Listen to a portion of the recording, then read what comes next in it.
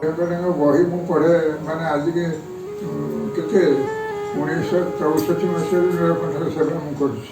ପ୍ରତିବର୍ଷ ହେଉଛି ଆଗରୁ ସେ ଜଣେ ପଣ୍ଡିତ କରିଥିଲେ ପଣ୍ଡିତ କରିବାରେ ଆମେ ସେଠୁ ଦରକାର ଦେଇକି ସମସ୍ତେ ଆରମ୍ଭ କରିକି ଚଳେଇଛୁ ଆଜି ପର୍ଯ୍ୟନ୍ତ।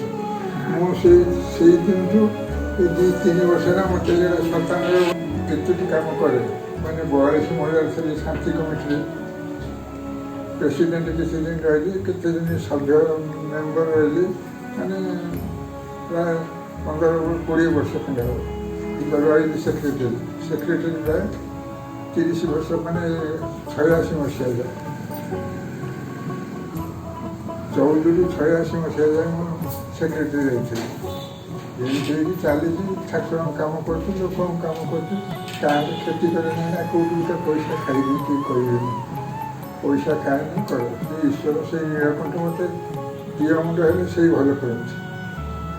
ଗୋଟେ ନୀଳକଣ୍ଠ ମୋର କାମ ଦେଲେ ମୋ ମଝିଆଣୀ ଝିଅଟା ବିବାହ ଗୋଟେ 2 ଦିନ ଲାଗିଲା।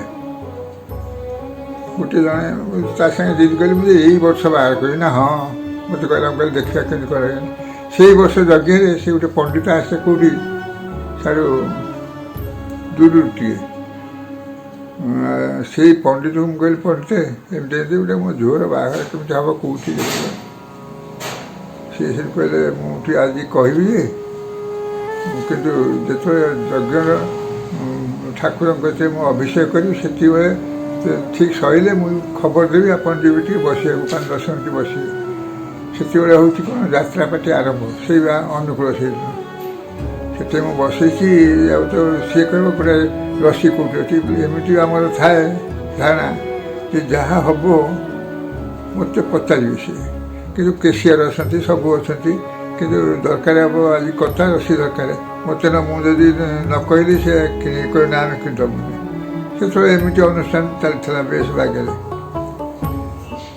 ଯେଉଁ ତାକୁ ମୁଁ ନୀଳକଣ୍ଠ କତିରେ କହିଲି, ସେ କ'ଣ କଲା, ସେ ଯେଉଁ ପଣ୍ଡିତ ମୋତେ କହିଲେ ଆପଣ ନିଜେ ଟିକେ ବସିବେ। ମୁଁ ଯାଇକି ତ ବସିଛି 5 ମିନିଟ୍ ହେବ, କିଏ କହିଲା କତା ରସି ଦରକାର, କିଏ କହିଲା ଅମୁକ ଦରକାର, ସମୁକ ଦରକାର। ମୁଁ କହିଲା ପ୍ରଭୁ ତୁ ବୁଝିବୁ, ମୁଁ ଯାଉଛି ବସି ସେ କାମ ଦେଖିବି। ଦେଖିକି ଆସିଲି। ସେତେବେଳେ କ'ଣ ଥାଏ ଆମର ହାଇସ୍କୁଲର 4-5 ଜଣଙ୍କୁ ପରୀକ୍ଷା ଦେବାକୁ କମିଟି ମନା କରିଥାଏ। ମୁଁ ସେ ଯଜ୍ଞ କମିଟିରେ ଆଡ଼େ ମୁଖ୍ୟ ରହିଛି, ସାଡ଼େ ସ୍କୁଲରେ ଥିଲି ସେକ୍ରେଟାରୀ ହାଇସ୍କୁଲରେ। ସିଏ ଯେଉଁ ହାଇସ୍କୁଲ ସେକ୍ରେଟାରୀ ସିଏ ଆସିକି ସଦାବେଳେ ମୁଁ କହିବି ଯଜ୍ଞ ନ ସରିଲେ ମୁଁ ସେ କଥା ବିଷୟରେ ମୁଣ୍ଡ ପୁରେଇବିନି। ସେଠି ଗୋଟେ ନୀଳକଣ୍ଠ ପାଖରେ ବଡ଼ ଚଉରା ଅଛି, ସେଇଠି ଆମେ ବସିଥାଉ। ସେମାନେ ମୁରବୀ ଲୋକ ଯେଉଁମାନେ ପୁଅ ଇଏ ହେଇଥିବେ ଆସିକି ସବୁ ଠିକ୍ଠାକ୍ ହେଲା କରିବେ। ତାଙ୍କ ଉପରେ ମୀମାଂସା କରି ତାଙ୍କ ନାଁ ପଠେଇଲେ। ହଁ, ଆଉ ଏମିତି ଚାଲିଛି। ଗୋଟେ ଶେଷ ଗୋଟେ ମଝିଆଣୀ ଝିଅ ଥିଲା, ତାକୁ ବାହାର କରିବି। ମୁଁ କହିଲି ନୀଳକଣ୍ଠ କହିଲି ପ୍ରଭୁ ଇଏ ଗୋଟେ କେମିତି ବାହାର କରିବି, ଯୋଗାଡ଼ କରିବି। ବିଶ୍ୱାସ କରିବେନି, ମୁଁ ଏହା କହିକି ରହିଲି। ସେଇଦିନ ଯେଉଁଦିନ କହିଛି ଯାତ୍ରା ହେଉଛି, ଯଜ୍ଞର ନାଚ ହେଉଛି, ଯାତ୍ରା ହେଉଛି, ଆମର ସେ ଗ୍ରାମର ଜଣେ ହେମ ବୋଲିକି ଭଉଣୀ ହେବ, ସିଏ ଆସିଥିଲା। ସେ ମାନେ ଜଣେଇକି ଡାକିକି ଆମ ଘରକୁ ଆସିଥିଲା। ଆମେ ସେଇ ଠାକୁରଙ୍କ ପାଖକୁ କହିଲା ଭାଇ, ସେ ମୋତେ ଭାଇ ଡାକେ। ଆଚ୍ଛା ତୋ ଛଡ଼ାରେ କେଉଁଠି ବାହାଘର କରିବ ଗୋଟେ ଜାଗାରେ, ମୁଁ କାହିଁ କହୁନି ନା ମୋ ପୁତୁରା ଅଛି। ତାର କ'ଣ ପୁତୁରା ହେବ, ସିଏକୁ ବାହାର କର। ମୁଁ ସିଏ ଦେଖିବ ମନ ମାନିଲା ତାହେଲେ କରିବ। ଗୁରୁ ଦେଖୁ ସେ ଆଜି ଆସିନି, ସେ କାଲିକି ମୁଁ ଖବର ଦେବି ଆସିବ। ଦେଖା ଦେଖି କରି ବାହାଘର ସେଇଠି ହେଇଗଲା। ଦବା ନେବାକୁ ମୋତେ ବେଶୀ ପଡ଼ିନି, ସେ ଆଜି ପର୍ଯ୍ୟନ୍ତ ଅଛି। ସେ ଜ୍ୱାଇଁ ବି ମୋତେ ଏକଦମ ବହୁତ ମାନେ, ତା ନାଁ ହେଉଛି ବସନ୍ତ ବାବୁ। ଏମିତି ଚାଲିଛି ଆଉ ଏକାଶ ତ ମୁଁ କହିଲି ସାନ ପୁଅ ଯେମିତି ସାନ ପୁଅକୁ ବାପ ଭଲ ପାଏ, ସମସ୍ତଙ୍କୁ ଭଲ ପାଏ, ତା ଅପେକ୍ଷା ତା ଗୋଟେ କ'ଣ ଟୁନି ତ ମୋ ପାଖେ ସଦାବେଳେ ମୁଁ ତାରି ପାଖେ ଆସିକି ରହିଛି। ଆଉ ଇଏ ସିନା ଆଜି ପୁଅ ବୋହୂ ଆଇଛନ୍ତି, କିନ୍ତୁ ସେଇ ମୋତେ ଖାଇବା ପିଇବା ଭଲ ମନ୍ଦ। ଆପଣଙ୍କର ଜନ୍ମ କେବେ ହେଇଥିଲା? ଜନ୍ମ ହେଇଥିଲା 1926। 26 ଆଉ ଆପଣ କୋଉ ଜାଗାରେ ଜନ୍ମ ହେଇଥିଲେ ଏଇ ଗାଁରେ ଆପଣଙ୍କର ଫୁଲ୍ ନାଁଟା କ'ଣ ମାନେ ସାର୍ଟିଫିକେଟରେ କୋଉ ନାଁରେ ଅଛି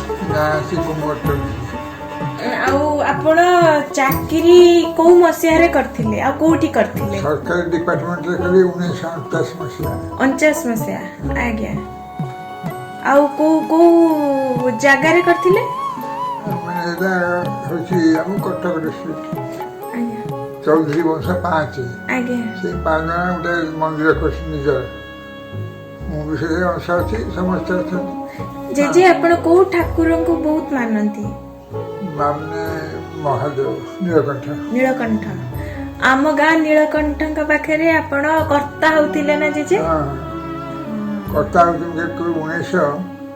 ହେଉଛନ୍ତି 1964 ମସିହାରେ ଆଜ୍ଞା ତାପରେ ଆପଣ ମାଙ୍କୁ ମାନେ ଆପଣଙ୍କର ମ୍ୟାରେଜ କେବେ ହେଲା ମ୍ୟାରେଜ ହେଲା 1949 କୋଉ ମାସ ଏ ମାନେ ଆଷାଢ଼ ମାସରେ ଆଜ୍ଞା ମାଙ୍କର ଫୁଲ୍ ନାଁ କ'ଣ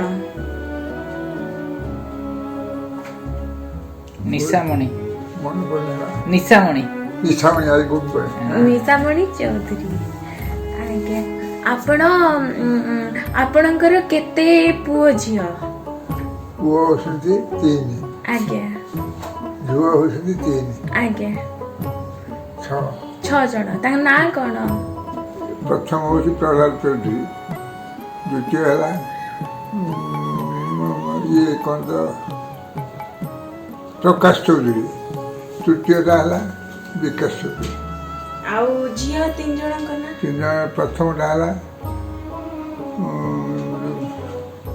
ନିର୍ମଳା ଆଉ ମଝି ଚଞ୍ଚଳା ତୃତୀୟଟା ଅଞ୍ଜଳା